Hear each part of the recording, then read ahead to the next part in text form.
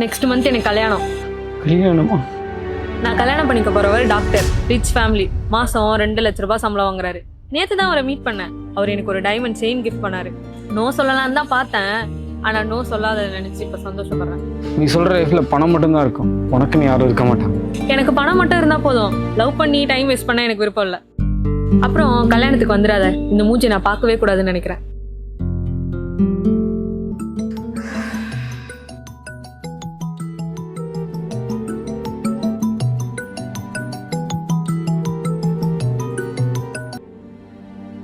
Baby, call attend பண்ண இவ்வளவு நேரமா?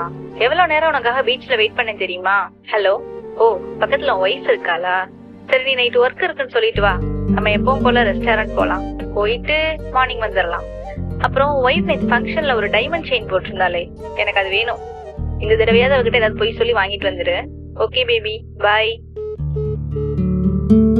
நீ சொல்ற லைஃப்ல பணம் மட்டும்தான் இருக்கும், உனக்குன்னு யாரும் இருக்க மாட்டாங்க.